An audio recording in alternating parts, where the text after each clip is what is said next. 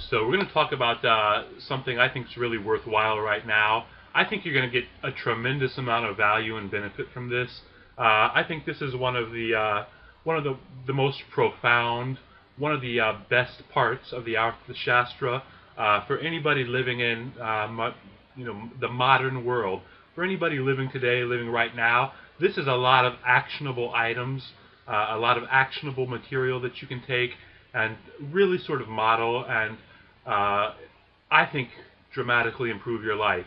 So we're going to talk about the life of a saintly king and what that entails, what it's all about, and what you have to do to live the life of a saintly king. I think you're really going to like this section, and I know for sure that I'm going to really like talking about it. So let's get right in there. So we want to talk first about learning from elders with specialized knowledge. We learn in the Arthashastra that this is a good idea because if we do learn from elders with specialized knowledge, one of the benefits for a saintly king is that he'll be able to more easily see through spies just by virtue of that association and that mentorship, that discipleship with older people, with elders who have specialized knowledge. You just sort of inherently create a buffer zone around yourself that insulates you from a lot of outside negative influence and the possibility of vulnerability. You make yourself considerably less vulnerable just by virtue of association with older people who have specialized knowledge that you need.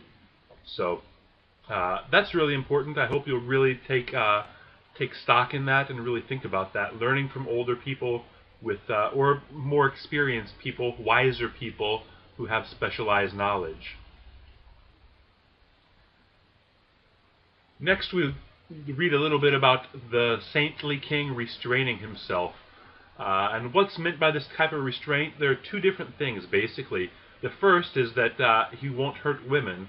And this is something that's a constant in lots of these different types of text. And that's that if you want to avoid being hated, completely despised and hated, you keep your hands off other people's women. I think this is pretty obvious, but in ancient times they had these concepts like prima nocta, that the king or the regent or the ruler or whoever the feudal lord is has sexual rights to a woman on the first night of her marriage, something like that. So for a saintly king, for a sage king, and obviously anybody living in the world today as well, you want to restrain yourself and keep your hands off of other people's women. Same thing goes in reverse. Women, you want to keep your hands off of other women's men. And also, in restraining himself, the saintly king will not hurt the property of others. I think this is pretty clear-cut and pretty obvious.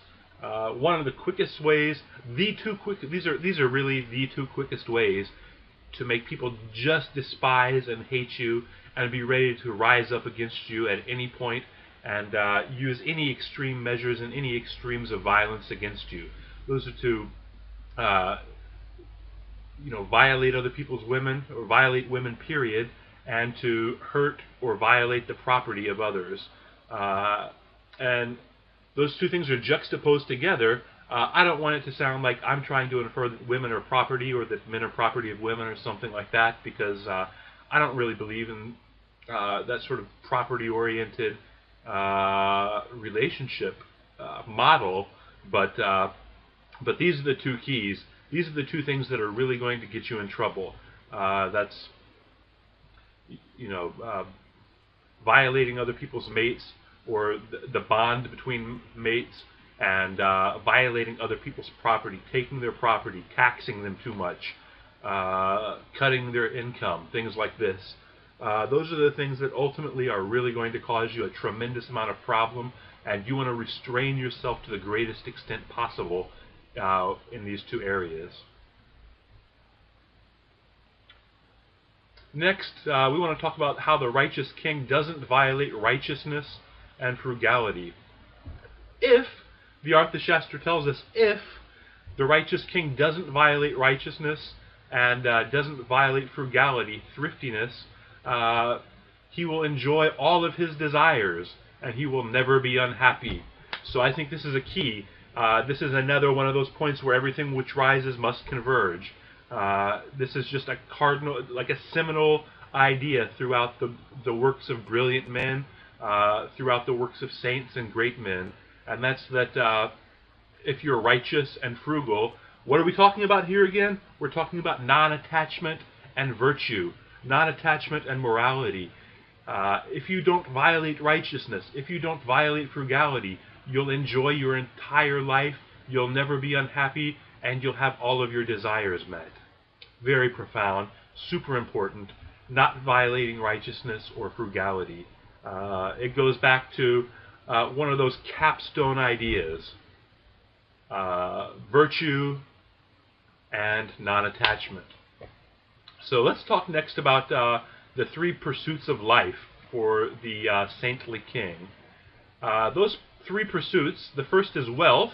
Let's take a look at wealth. And charity and desire. The reason it's structured like this, this isn't the most intuitive way to look at the mind map, but I wanted to set this up this way because charity and desire, wealth, charity, and desire are the three pursuits of life.